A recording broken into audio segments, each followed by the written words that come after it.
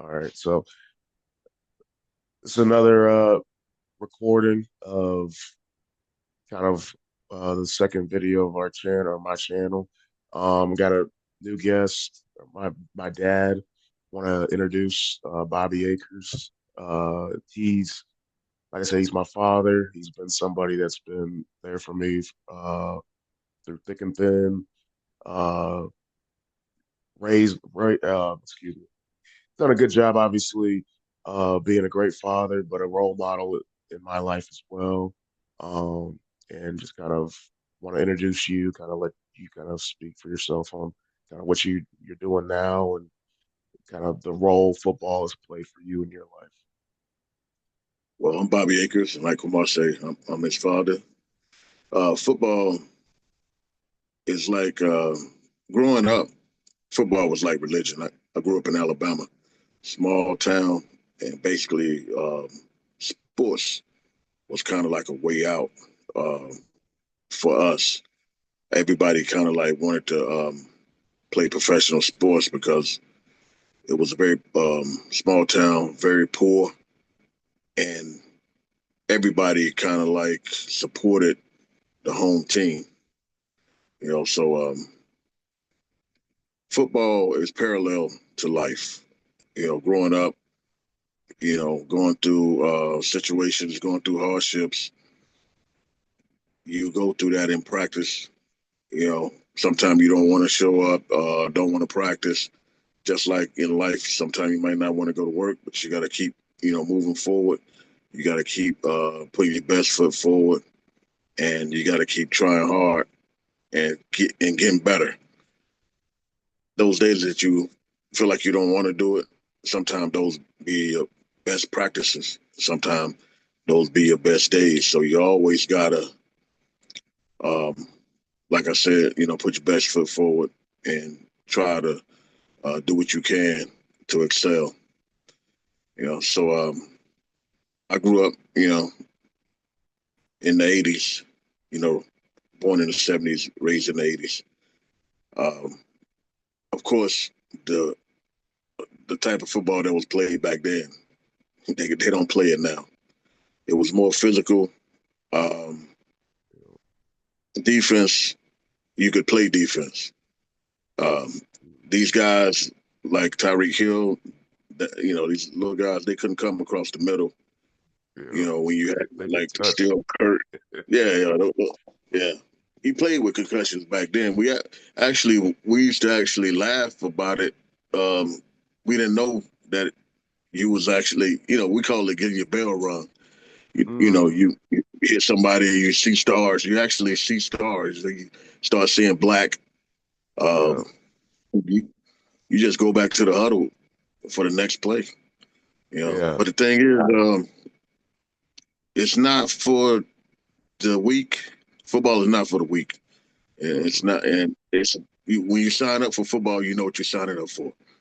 I mean, it's a gladiator sport, man versus man, um, and it's a battle of will. yeah, Um, you know, you get your will tested, and it makes you better. It makes you a better person. It builds teamwork. It teaches you how to work together for a common mm, goal. Also, it brings people together racially and it racial boundaries. It racial, political. I mean, it crushes that. Yeah, hmm it crushes that because you have something in common. That's why a lot of times, you have chaos and you have disagreements and things like that because a person from a different background, you don't know them, you don't understand them. You may lean toward the stereotypes, but when you got them on your team and you see them um, every day, you get to know them. You fight for them, and you fight with them. Y'all yeah, fighting for the same common cause, and so you end up understanding that all in all, we're all the same, and we got more in common than we got different. And hmm not just football, but sports teaches you that. That's why it's good to put your kids in sports. Nowadays, any type of adversity, kids want to, go the other way. Yeah, I mean, you know, everybody like gets a it, like trophy. exactly. Everybody get a Hmm. trophy. Yeah, which is crazy. Everybody get a trophy. Yeah, but some things that they do now are better. Uh, but all in all, I think it hurts the game when you take away a person right to play defense, um, and a person right to actually hit. Because Yeah, now they want to see the scores 30 something to 40 something. oh You yeah, it's know, an I offensive mean, game. yeah, 17-10 game. That's exciting. When the defense is laying people out and it's hard to score, and not just throwing the ball, 50 times 50 down the field. times. Yeah. Yeah. So I remember, 85 Bears, 46 defense that was created by Buddy Ryan. And I mean, watching, Wilbur Marshall, Mike Singletary, Richard Dent, Hmm. uh, William Refrigerator Perry, those guys, Otis Wilson, man, those guys, they played defense. The thing about defense and football, again, you have to trust your teammate. You Hmm. cannot go out and try to make every play because you got to read your keys. You have a Hmm. responsibility as a defensive tackle, defense end, linebacker. You have your responsibility. If you just fly off, somebody run a reverse and you done committed, you out of position. So Hmm. you read your keys and trust your teammates so you can be able, so you trust them for that they're going to do their job, and then Yeah, in essence you do yours. yeah. You know. So One thing I kind of mhm. learned at AC, ACU, Abilene Christian, is doing your 111th. Obviously there's 11 guys on the field. You do your one job. You trust like you're saying, you trust your teammate to do their job. Um, obviously if all 11 are right, it should be a pretty good play.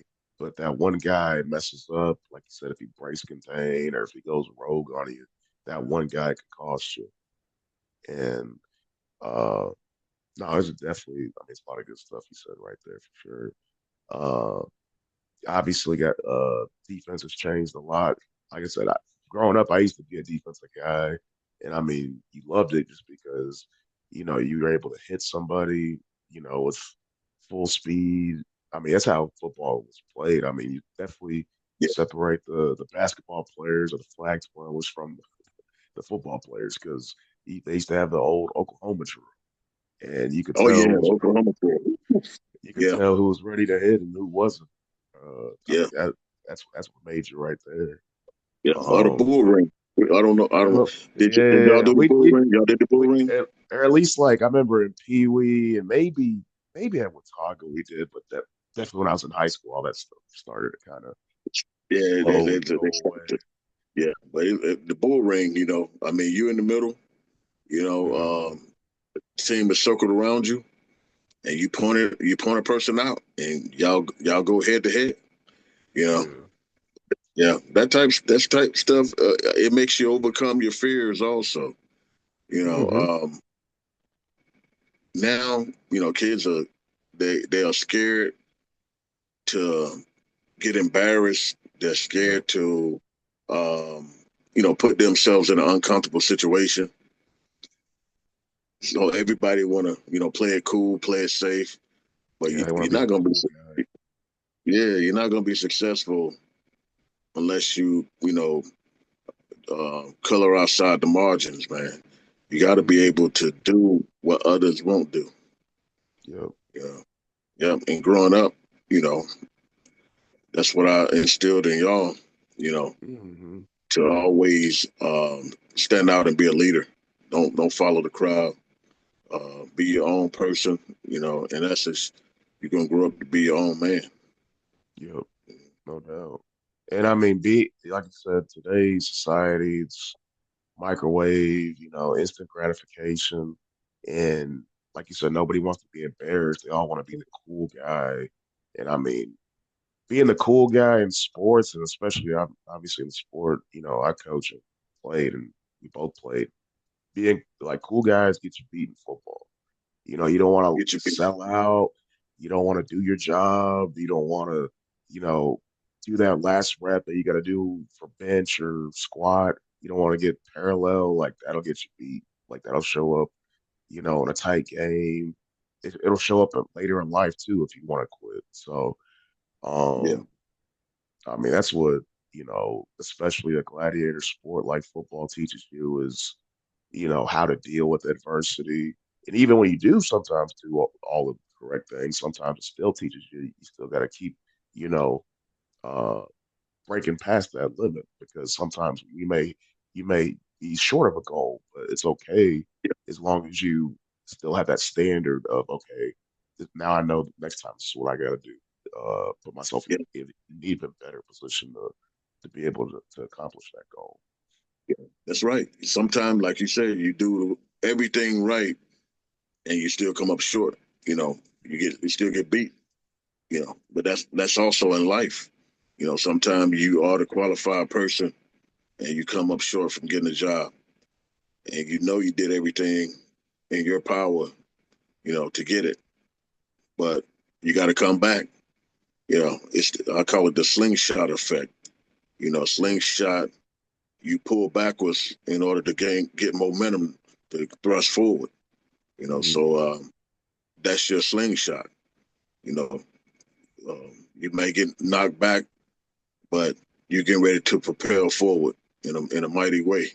So you always look at Exactly. that. Uh, Oh, yeah. but Um,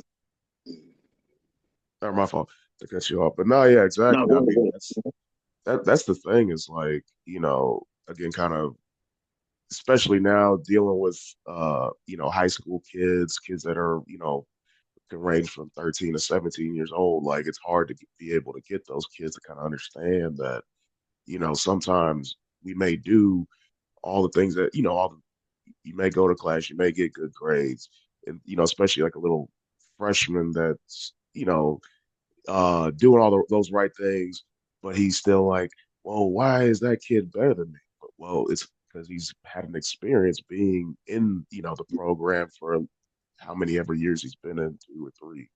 But you keep at it, you could be just like that kid, or if not even better. And just sometimes getting especially I forgot exactly what my generation's called, but my generation, I think sometimes, and the younger ones sometimes don't want to see. It's hard for them to see past what they are. And I get, obviously, if you succeed where your feet are at, you'll put yourself in a good chance. But sometimes you do got to think of the bigger picture, and it's hard for sometimes people, or for people to do that. And I get it Yeah, is hard, but if you are sometimes able to take yourself out of that situation, like you said, you'll be able to propel you even further if you do look at yeah. the bigger picture. Yeah, having that foresight, being able to see past your circumstances. That Hmm. that is very important. Yeah. No, yeah. Very important. What do you call it? There's So, this one video. I know, obviously, um, you growing up, you used to show us a lot of, inspirational videos or sometimes motivational videos to get us going. Like I remember actually before even showing this, growing up, that's another thing too, is like um nowadays kids don't really go outside and play.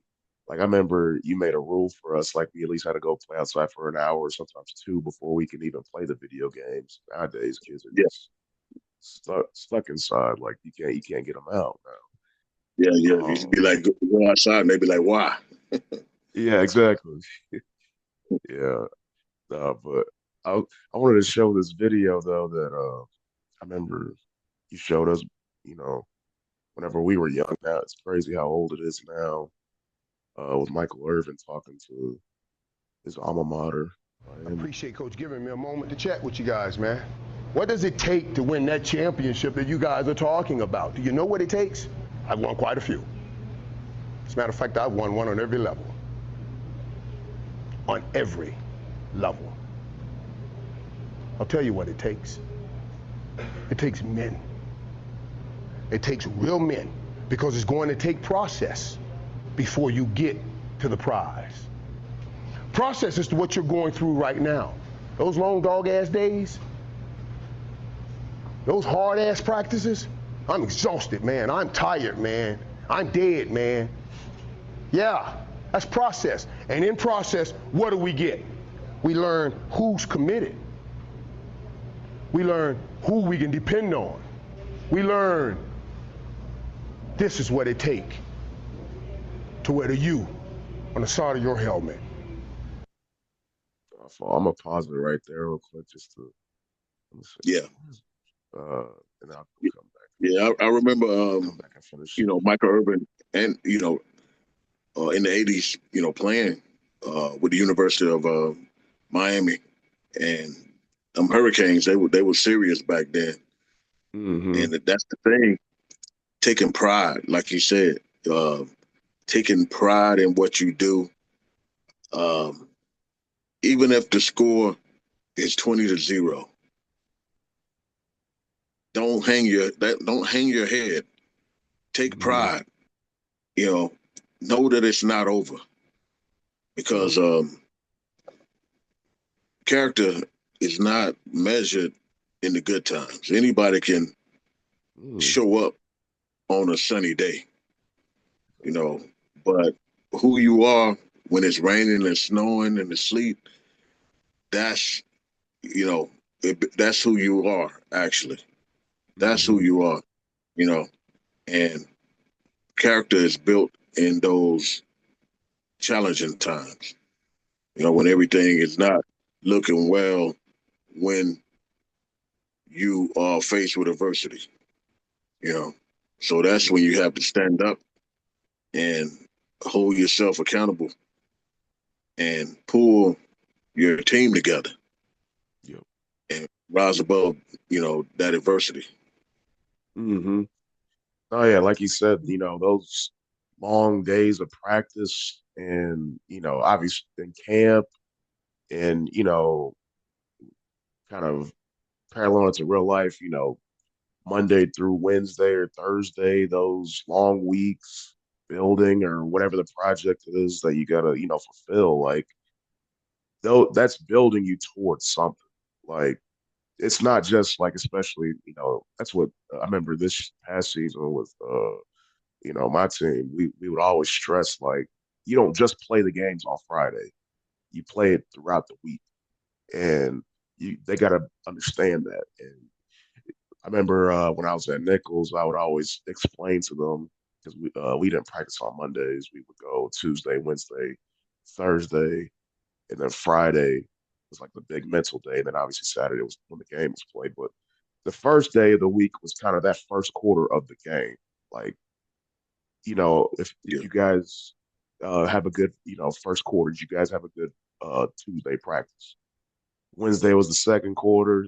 Obviously that's kind of where you physically strain the most and you get yourself in shape for that week. And obviously, first two quarters of the game is kind of similar to that too. Um, my fault. And then third thing is third quarter is, are we able to rebound from the second half? Are we able to go into the second half with good, in-game adjustments? What are we able to accomplish there? And then the fourth quarter, Friday, is mentally straining. I mean, obviously we should be in shape by that time, but again, kind of going back to what Michael Irvin was saying, like those days are building. Like you're building that throughout the process. And you're not just playing the games on yeah, Saturdays. You're not playing the games on Sundays or Fridays. It's something yeah, that builds over time. yeah, yeah, and that is the foundation. You know, Hmm. I mean, you can't throw. You building a house, you can't just throw up the walls and throw up a roof. You got to have a foundation. So, like he was saying, those dog days. 2-a-day practices and just going through it. You're building something, and Mm-hmm. that is the same thing in life. Everybody want to start at the top. Everybody want a ball. Everybody want to, 6 7 figures. They Mm-hmm. want to, drive the Lambos and this and that. But Yep. nobody wants to start from the bottom and work their way up. Everybody want to take the elevator or the escalator. Nobody Mm-hmm. want to take the stairs. Nobody want to take the stairs. But taking the stairs build character Yep. because you appreciate every step and you can know what you went throughout the process. Mm-hmm. Just how fast the escalator and the elevator goes up, that's just how fast it goes down. I knew guys right after high school that was making a lot of money illegally. Some of them probably was close to being millionaires. Some of them when the feds came in, they was they was finding 700,000 in cash in their house. They had the cars, they had all that. They had the girls. Now they got to do that about 2 to 3 years, but they had to sit down for 25 and 30 years. You know, so the trade off, you know, Mm-hmm. 2 or 3 years of balling, 20, 30 years being locked up. Yep. Then you get out, you're amongst the elderly. You're older man. You Mm-hmm. middle age. You closing in on being middle age. You know, Yep. so a lot of the youth are trying to figure it out, and some of them are seeing, you know, that's the way to go. So they think, the scamming. They want to scam Mm-hmm. to get their way. They want to do this, do that illegally, but there's a reason why that stuff is easy Mm-hmm. because they don't call it hard time for nothing because that's what it is, hard time. And a lot of those guys, you know, fortunately, I've been able to travel across the world, been in a lot of countries. I see some of them guys' pictures. They growing older, Mm-hmm. but they in the visitation room visiting family. I'm in Dubai. I see a picture of them still locked up. We the same age, but they haven't moved. Yep. They growing older, being locked up in a cell. They had kids young. Their kids getting older. Their kids are becoming adults. Some of their kids are coming, getting locked up and going in with them. So choices that you make when you are young, you have to deal with those results Yep. when you get older. Mm-hmm. Oh yeah, it's something that comes full circle. I mean, um, like you said, obviously, and there's other and just avenues of life, obviously you could choose different paths, but you would like, to obviously choose the one everybody wants to choose the one that gets you rich the fastest and, notoriety, more popular, like again, the cool guy. However, if you, really start to look at it hindsight and really look at it like, where do I want to see myself and start to, plan out your life? It might be cool to be the cool guy for, you know, in high school, which again, you look at it, high school is only going to last you 4 years. What are you going to do for the next 20 or 30 years of your life? Where you're actually working, trying to actually build your foundation. The cool guys are going to get you a whole lot of, really anywhere. So, um, like I said, yeah, it's definitely, a valid point. Like I said, uh, a lot of those people, it's the mindset, building that mindset. It starts young, and obviously having a great father figure like yourself, it's gonna help a lot. Let's get back to let's finish out this video. We learn this is what it takes to be a champion. I bust my ass training. I swear to you, you can't find a person that worked harder than I did because I was scared. I was scared of Eddie Brown and Stanley Shakespeare, the receivers that played before me, saying I didn't carry that they gave me. They gave it to me as a champion. It was my responsibility to make it and keep it that way. And I wouldn't stand in front of them as a man and I handed them, after they handed me something, I handed them back nothing. You guys understand what you're wearing, the helmet you're wearing. It ain't just you. It doesn't just involve you. A lot of people paid the way for you to be where you are. What do I mean by that? The you holds up, man. It's here. It's here. It's something special. You see, it's here. And you guys knew that when you were putting pen to paper. Yeah, that's pretty much the video. But Yeah. yeah, I mean, again, it kind of carries on again, kind of what he's talking about. Like it's something that's, you know, at a point in your life too, no matter what career you choose, obviously still keeping it with football, you know, it's bigger than you just the individual. Obviously, you got Yeah. to create habits that uh puts yourself individually in a pretty good predicament to be able to succeed. But at the end of the day, it's a whole village that's behind you, or whether it be your parents or who's ever raising you, your friends, your family, obviously that program itself and the people that are in that building. But at the end of the day, it's yes, you are the one that's that's got the jersey, but it's not all just about the back of the name, it's what's in the front of the name. Obviously, they're talking about Miami, but it could be in my case it's about Marshall, it's about but obviously I have loved ones, the Acres, but I represent something that's bigger than just what's uh just football at the moment. You know what I'm saying? That's kind of what he's trying to get established to those guys.